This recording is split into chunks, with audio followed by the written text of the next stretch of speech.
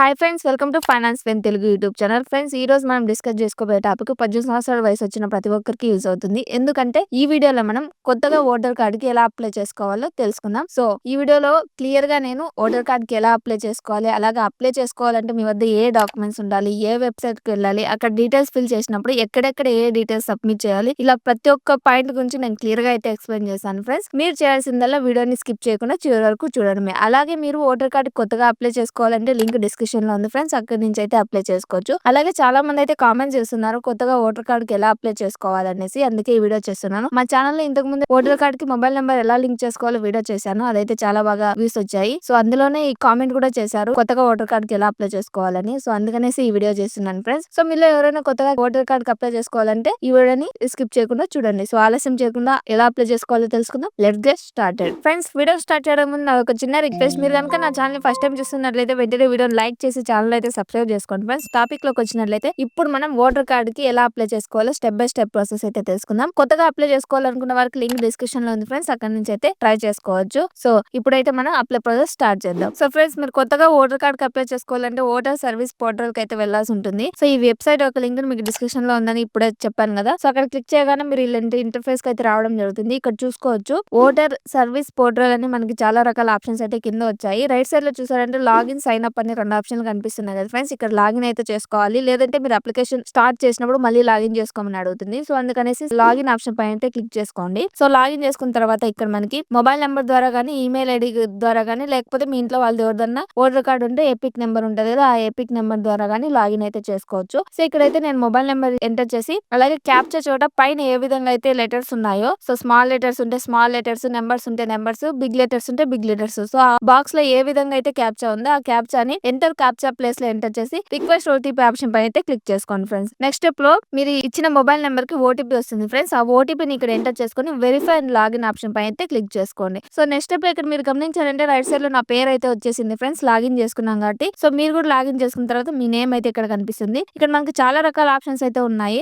మనం కొత్తగా voter card కి అప్లై చేసుకోవాలి కాబట్టి మనం ఫామ్ 6 కి అయితే ఇక్కడ క్లిక్ చేసుకోవాల్సి ఉంటుంది ఫ్రెండ్స్. ఇక్కడ లెఫ్ట్ సైడ్ లో చూసుకోవచ్చు ఫ్రెండ్స్, న్యూ ఓటర్ రిజిస్ట్రేషన్ అని ఇక్కడ కనిపించడం జరుగుతుంది కదా. అక్కడ కింద చూసారంటే ఫిల్ ఫామ్ 6 అయితే కనిపిస్తుంది కదా, దానిపైన అయితే క్లిక్ చేసుకోవాలి. అలాగే పైన చూసుకోవచ్చు fill form 6 if you are 18 years or above or you will turn 18 in few months. అంటే ఈ ఫామ్ 6 అనేది ఎప్పుడెప్పుడు యూస్ చేసుకోవచ్చు అంటే మీ 18 years లో పడిన తర్వాతైనా, లేకపోతే ఒక 2-3 months లో మీరు 18 years లకి ఏజ్ అనేది పడుతుంది అన్నప్పుడైనా ఈ ఫామ్ అయితే ఫిల్ చేసుకోవచ్చు. దీని మీనింగే మనం కొత్తగా కార్డ్ కి అప్లై చేసుకోవచ్చు అని. ఇక్కడ మనం ఫామ్ 6 ఆప్షన్ పై అయితే క్లిక్ చేసుకుందాం. నెక్స్ట్ స్టెప్ లో చూసామంటే మనకి ఇక్కడ ఫామ్ 6 అనేది ఓపెన్ అవ్వడం జరుగుతుంది. ఇక్కడ చూసుకోవచ్చు ఫస్ట్ ఏ అని select state, district, assembly, parliamentary constituency అని ఇక్కడ రావడం జరుగుతుంది కదా. ఇక్కడ మన లాంగ్వేజ్ కూడా కావాలంటే హిందీ కావాలంటే హిందీ, ఇంగ్లీష్ కావాలంటే ఇంగ్లీష్ పెట్టుకోవచ్చు. ఇక్కడ స్టేట్ అని కనిపిస్తుంది కదా, అక్కడ సెలెక్ట్ స్టేట్ ఆప్షన్ పైన క్లిక్ చేసుకొని మీ యొక్క స్టేట్ ఏదైతే అది సెలెక్ట్ చేసుకోండి. అలాగే డిస్ట్రిక్ట్, మీ యొక్క డిస్ట్రిక్ట్ ఏదైతే అది సెలెక్ట్ చేసుకోండి ఫ్రెండ్స్. అలాగే కింద చూసామంటే name of the assembly constituency అని కనిపిస్తుంది కదా, ఇక్కడ మీ యొక్క నియోజకవర్గం అయితే సెలెక్ట్ చేసుకోవాల్సి ఉంటుంది. ఇక్కడ చూసుకోవచ్చు నెంబర్ అనేది తెలుసుంటే నార్మల్ గా ఎంటర్ చేసుకోండి, లేదంటే ఇక్కడ సెలెక్ట్ ఏసీ అని ఉంది కదా, ఆప్షన్ పైన క్లిక్ చేయగానే మీరు ఇక్కడ సెలెక్ట్ చేసుకున్నటువంటి డిస్ట్రిక్ట్ కి సంబంధించినటువంటి నియోజకవర్గాల లిస్ట్ అయితే వస్తుంది. సో అందులో మీరు ఏ నియోజకవర్గం అయితే ఆ నియోజకవర్గం సెలెక్ట్ చేసుకోగానే ఇక్కడ నెంబర్ చోట నెంబర్ అనేది ఆటోమేటిక్ గా రావడం జరుగుతుంది ఫ్రెండ్స్. ఈ డీటెయిల్స్ ఫిల్ చేసి కింద మనకి నెక్స్ట్ ఆప్షన్ కనిపిస్తుంది, నెక్స్ట్ ఆప్షన్ పైన అయితే క్లిక్ చేసుకోండి. నెక్స్ట్ స్టెప్ లో మనకి ఇక్కడ చూసుకోవచ్చు బి పర్సనల్ డీటెయిల్స్ అని, ఇక్కడ మనం పర్సనల్ డీటెయిల్స్ అయితే వాళ్ళకి ఇవ్వాల్సి ఉంటుంది. ఫస్ట్ అయితే మనం first name followed by the middle name, sir name. So ఇక్కడ మీ పేరుని అయితే క్లియర్ గా మెన్షన్ చేసుకోండి. ఫస్ట్ నేమ్ ఉన్న చోట మీ యొక్క ఫస్ట్ నేమ్ ని ఎంటర్ చేసుకోండి, సర్ నేమ్ అంటే మీ ఇంటి పేరుని సర్ నేమ్ చోట అయితే ఎంటర్ చేసుకోండి. కింద 2 బాక్సులు వచ్చాయి, అవేంటంటే మనం పైన మన పేరుని ఎంటర్ చేయగానే కింద మనకి మీ యొక్క స్టేట్ బట్టి, మీ యొక్క ప్రాంతీయ భాషను బట్టి అక్కడ రావడం జరుగుతుంది. సో నేను తెలుగు రాష్ట్రానికి సంబంధించిన వ్యక్తిని కాబట్టి నాకు ఇక్కడ తెలుగులో వస్తుంది. సో మీరు ఉత్తరప్రదేశ్ లో అయితే హిందీలో రావడం జరుగుతుంది అనమాట. సో ఇక్కడ మీ యొక్క ప్రాంతీయ భాష అయితే రావడం జరుగుతుంది. ఇక్కడ నేను నా పేరుని ఇంగ్లీష్ లో ఎంటర్ చేయగానే కింద తెలుగులో వచ్చింది. సో అక్కడ క్లిక్ చేస్తే మనకు ఆటోమేటిక్ గా పేరు వస్తుంది. ఒకవేళ తప్పు ఉన్నట్లయితే మన కార్నర్ లో కీబోర్డ్ లాగా ఒక సింబల్ కనిపిస్తుంది కదా, ఆ కీబోర్డ్ పైన క్లిక్ చేసుకుని మీ యొక్క నేమ్ ని కరెక్ట్ గా అయితే ఎంటర్ చేసుకోవచ్చు అనమాట. అలాగే కింద చూసామంటే అప్లోడ్ ఫోటోగ్రాఫ్ అని కనిపిస్తుంది కదా, ఇక్కడ మన యొక్క ఫోటోని అయితే అప్లోడ్ చేయాల్సి ఉంటుంది. సో దాని సైజ్ ఎంత ఉండాలంటే 4.5 సెంటీమీటర్ నుంచి 3.5 సెంటీమీటర్ మధ్య అయితే మనం అప్లోడ్ చేయాల్సిన ఇమేజ్ ఉండాలి. అది కూడా మనము జేపీజీ ఫామ్ గానీ లేకపోతే జేపీఈజీ ఫామ్ లో గానీ 2 MB లోపల అయితే మనం ఫోటో అయితే అప్లోడ్ చేసుకోవాల్సి ఉంటుంది. సో దీనికోసము చూస్ ఫైల్ ఆప్షన్ పైన క్లిక్ చేయగానే మన సిస్టమ్ లో అప్లోడ్ చేస్తున్నట్లయితే మీరు ఎక్కడైతే సేవ్ చేసుకుంటారో ఆ ఫోటో అయితే సెలెక్ట్ చేసుకోండి. సో ఇక్కడ సెలెక్ట్ చేసుకుని ఓపెన్ అనే ఆప్షన్ పైన క్లిక్ చేయగానే ఇక్కడ మనకు 2 ఆప్షన్స్ అయితే వస్తాయి. ఇది మొబైల్ లో అయినా వస్తది, సిస్టమ్ లో అయినా వస్తది ఫ్రెండ్స్. ఇక్కడ చూసుకోవచ్చు జూమ్ అనే చోట జూమ్ ని రైట్ సైడ్ కి లెఫ్ట్ సైడ్ కి స్క్రోల్ చేశారంటే మీ యొక్క ఫోటో అనేది జూమింగ్ జూమ్ అవుట్ అవడం జరుగుతుంది. సో మీ యొక్క సైజ్ ఎగ్జాక్ట్ గా ఎంత కావాలో అంత సెలెక్ట్ చేసుకోండి. అలాగే రొటేట్ అంటే ఒకసారి మనం అప్లోడ్ చేసినప్పుడు తలకిందులుగా వచ్చింది అనుకోండి ఫోటో, దాన్ని రొటేట్ పైన క్లిక్ చేసుకొని కరెక్ట్ గా వచ్చేటట్టు సెట్ చేసుకోవచ్చు. సో ఇవంతా సెట్ చేసుకొని సేవ్ ఆప్షన్ పైన క్లిక్ చేసుకోవాల్సి ఉంటుంది. నెక్స్ట్ స్టెప్ లో చూసామంటే హ్యూమన్ ఫేస్ డిటెక్టెడ్ సక్సెస్ఫుల్లీ అని ఇక్కడ రావడం జరుగుతుంది. ఇక్కడ మన ఫేస్ అయితే వాళ్ళు ఎగ్జాక్ట్ గా తీసుకోవడం జరిగింది. ఇక్కడ సింపుల్ గా ఓకే ఆప్షన్ పైన క్లిక్ చేసుకోండి. ఓకే ఆప్షన్ పైన క్లిక్ చేసుకొని ఇక్కడ కింద చూసారంటే నెక్స్ట్ ఆప్షన్ పైన అయితే సెలెక్ట్ చేసుకోవాల్సి ఉంటుంది. సో ఇక్కడ నెక్స్ట్ ఆప్షన్ పైన క్లిక్ చేయగానే థర్డ్ సి లో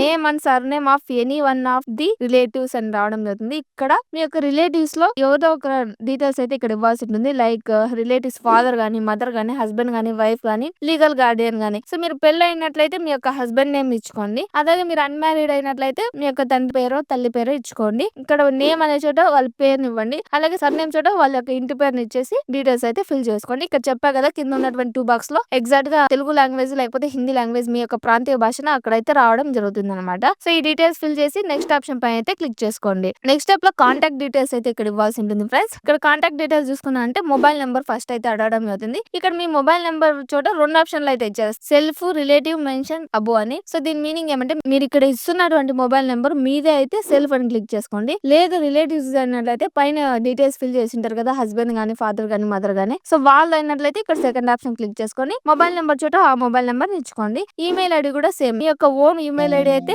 సెల్ఫ్ అని క్లిక్ చేసుకోండి. లేదు మీ రిలేటివ్స్ అయితే సెకండ్ ఆప్షన్ క్లిక్ చేసుకొని మీరు ఇవ్వాలనుకున్న ఈమెయిల్ ఐడిని అక్కడ ఎంటర్ చేసుకునేసి నెక్స్ట్ ఆప్షన్ పైన అయితే క్లిక్ చేసుకోండి. నా సజెషన్ ఏంటంటే మీరు రెగ్యులర్ గా ఏ ఈమెయిల్ ఐడిని అయితే యూస్ చేస్తుంటారో ఆ ఈమెయిల్ ఐడిని ఇక్కడ ఇవ్వడం బెస్ట్ అనమాట. సో ఇక్కడ నెక్స్ట్ పైన క్లిక్ చేయగానే మనకి నెక్స్ట్ స్టెప్ లో ఆధార్ డీటెయిల్స్ అయితే అడగడం జరుగుతుంది. సో ఇక్కడ మనం ఆధార్ డీటెయిల్స్ అయితే ఇవ్వాల్సి ఉంటుంది. సెకండ్ ఆప్షన్ ఆధార్ డీటెయిల్స్ లేకపోయినా పర్లేదు అని చెప్తారు, కానీ నన్ను అడిగినట్లయితే ఇక్కడ ఈ సైన్ చేసుకోవాల్సి ఉంటుంది కాబట్టి ఆధార్ డీటెయిల్స్ ఇవ్వడమే బెస్ట్ అనమాట. సో ఇక్కడ ఆధార్ నెంబర్ అనే చోట టిక్ చేయగానే మనకి కింద ఒక బాక్స్ అయితే రావడం జరుగుతుంది, ఎంటర్ ఆధార్ నెంబర్ అని. సో అక్కడ మీ ఆధార్ నెంబర్ ఎంటర్ చేసి నెక్స్ట్ ఆప్షన్ పైన అయితే క్లిక్ చేసుకోండి. నెక్స్ట్ స్టెప్ లో మీ యొక్క జెండర్ అయితే అడగడం జరుగుతుంది, మేలా ఫీమేలా థర్డ్ జెండర్ అని. సో మీ యొక్క జెండర్ అయితే ఇక్కడ టిక్ చేసుకునేసి నెక్స్ట్ ఆప్షన్ పైన క్లిక్ చేసుకోండి. నెక్స్ట్ స్టెప్ లో ఇక్కడ మన యొక్క డేట్ ఆఫ్ బర్త్ డీటెయిల్స్ అయితే ఎంటర్ చేయాల్సి ఉంటుంది ఫ్రెండ్స్. ఇక్కడ డేట్ ఆఫ్ బర్త్ చోట మీ యొక్క డేట్ ఆఫ్ బర్త్ కరెక్ట్ గా లైక్ మీ ఆధార్ కార్డ్ లో కరెక్ట్ గా ఉంది అనుకోండి అదే డేట్ ఆఫ్ బర్త్ తీయండి. లేదంటే మీ యొక్క మార్క్స్ మెంబర్ లో కనుక డేట్ ఆఫ్ బర్త్ కరెక్ట్ గా ఉంటే అదే ఇచ్చుకోండి. సో ఇక్కడ కరెక్ట్ గా డేట్ ఆఫ్ బర్త్ ఎంటర్ చేసుకొని కింద చూసామంటే మనకి 2 టిక్ బాక్స్ అయితే కనిపిస్తుంది కదా. లైక్ ఫస్ట్ ది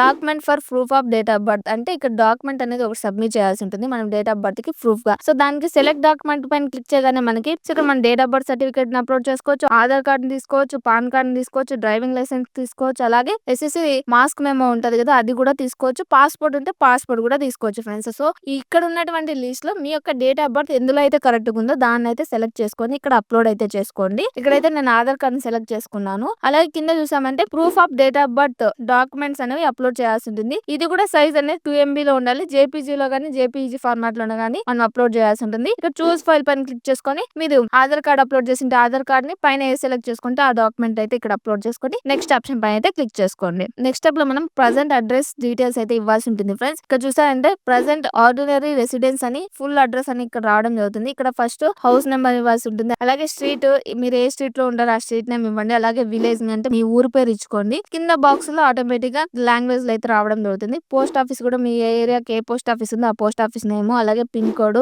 అలాగే మండల్ ని ఇచ్చేయండి. అలాగే కింద చూసామంటే డిస్ట్రిక్ట్ చోట మీ యొక్క డిస్ట్రిక్ట్ అయితే సెలెక్ట్ చేసుకోండి, అలాగే స్టేట్ చోట మీ యొక్క స్టేట్ అయితే సెలెక్ట్ చేసుకోండి. కింద చూసామంటే మనం documents for proof of residency అంటే ఇక్కడ మన అడ్రస్ ప్రూఫ్ కోసం ఒక డాక్యుమెంట్ అయితే అప్లోడ్ చేయాల్సి ఉంటుంది. సో దానికోసం సెలెక్ట్ డాక్యుమెంట్ పైన క్లిక్ చేయగానే మనకి ఇలాంటి ఆప్షన్స్ అయితే వస్తాయి. ఇక్కడ మనం వాటర్ బిల్ ని, ఎలక్ట్రిసిటీ, గ్యాస్ బిల్ ని కూడా అప్లోడ్ చేసుకోవచ్చు, అలాగే ఆధార్ కార్డ్ ని అప్లోడ్ చేసుకోవచ్చు, ఇండియన్ పాస్పోర్ట్ ని అప్లోడ్ చేసుకోవచ్చు. ఇక్కడ చూసుకోవచ్చు చాలా అయితే ఉన్నాయి. సో వీటిలో మీ యొక్క రెసిడెన్సీ అడ్రస్ అనేది వేట్లో అయితే కరెక్ట్ ఉందో దాన్ని అయితే సెలెక్ట్ చేసుకొని అప్లోడ్ చేసుకొని నెక్స్ట్ ఆప్షన్ పైన అయితే క్లిక్ చేసుకోండి ఫ్రెండ్స్. నెక్స్ట్ మళ్ళీ మీరు second option any other documents for proof of residence అని కనిపిస్తుంది. సో ఒకటి అప్లోడ్ చేస్తే సరిపోతుంది కాబట్టి నేను ఫస్ట్ దే ప్రిఫర్ చేస్తాను. సో డీటెయిల్స్ అన్ని అప్లోడ్ చేసి నెక్స్ట్ ఆప్షన్ పైన అయితే క్లిక్ చేసుకోండి. నెక్స్ట్ స్టెప్ చూసామంటే category of disability if any అన్ని ఆప్షనల్ అయితే ఇవ్వడం జరిగింది. ఇక్కడ మీకు ఏమన్నా డిసబిలిటీస్ ఉంటే లైక్ లోకోమోటివ్ అంటే సరిగా నడవలేకపోవడం, కూర్చోవడం ఇబ్బందిగా ఉంటుంది కదా, సో వారికి అనమాట. ఇంకా అలాగే విజువల్ అంటే మీ యొక్క కంటికి సంబంధించిన సమస్యలు ఏదైనా ఉంటే, అలాగే డీఫ్ అండ్ డమ్ అంటే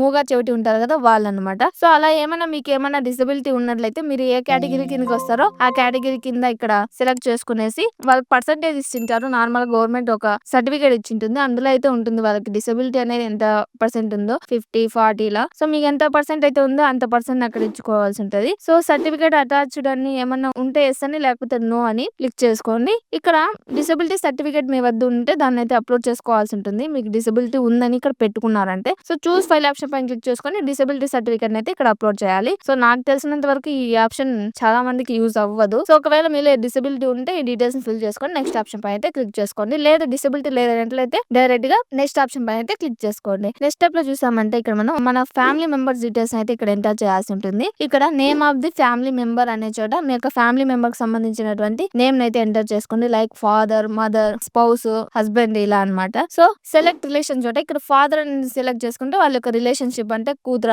కొడుక ఇలా రిలేషన్షిప్ ని సెలెక్ట్ చేసుకునేసి వాళ్ళ యొక్క ఎపిక్ నెంబర్ చోట అయితే ఎంటర్ చేయాల్సి ఉంటుంది. అంటే ఆల్రెడీ మన ఫ్యామిలీలో ఇంతకు ముందు ఓటర్ కార్డు ఉంటుంది కదా, వాళ్ళ యొక్క డీటెయిల్స్ ఇక్కడ ఫిల్ చేసుకోవాల్సి ఉంటుంది. అంటే వాళ్ళ నేమ్, వాళ్ళతో మనకున్నటువంటి రిలేషన్షిప్, వాళ్ళ ఓటర్ కార్డ్ నెంబర్ ఇక్కడ ఫిల్ చేసి నెక్స్ట్ ఆప్షన్ పైన అయితే క్లిక్ చేసుకోవాలి. నెక్స్ట్ చూసామంటే మనకి డిక్లరేషన్ ఫామ్ అయితే వస్తుంది. ఇక్కడ applicant name, mobile number, address అనేది రావడం జరుగుతుంది ఫ్రెండ్స్. ఆ డీటెయిల్స్ ఒకసారి చూసుకోండి. అలాగే ఫాదర్ నేమ్ చోట ఫాదర్ నేమ్ ఇచ్చేసి అలాగే ఎపిక్ నెంబర్ చోట మీ యొక్క ఫాదర్ యొక్క ఓటర్ ఐడి నెంబర్ అయితే ఇచ్చుకోండి. మదర్ నేమ్ చోట మీ యొక్క మదర్ నేమ్ ఇచ్చేసి అలాగే మదర్ ఎపిక్ నెంబర్ చోట మీ తల్లి గారి ఓటర్ ఐడి నెంబర్ అయితే ఎంటర్ చేసుకోండి. అలాగే స్పౌస్ నేమ్, మీకు ఆ పెళ్లి అయినట్లయితే మీ యొక్క స్పౌస్ నేమ్ ఇక్కడ ఇచ్చుకొని వారి యొక్క ఓటర్ నెంబర్ ని ఎంటర్ చేసేసి కింద చూసామంటే my parents name, father, mother, grandfather, grandmother, exit in the electrical roll of last SIR అంటే తెలుసు కదా ఫ్రెండ్స్. ఎస్ఐఆర్ అంటే ఏం లేదు ఫ్రెండ్స్, సింపుల్ గా చెప్పాలంటే మీ ఫ్యామిలీలో ఓటర్ కార్డ్స్ ఉన్నాయంటే కొత్తగా ఎవరికైనా జారీ చేయాలా, లేదంటే ఆల్రెడీ ఎవరైనా చనిపోయింటే వాళ్ళని తొలగించడం ఓటర్ కార్డ్ లిస్ట్ నుంచి. సింపుల్ లైన్ గా చెప్పాలంటే మీకు ఓటర్ లిస్ట్ వస్తుంది కదా, ఆ ఓటర్ లిస్ట్ లో మీ పేరు ఉందా లేదా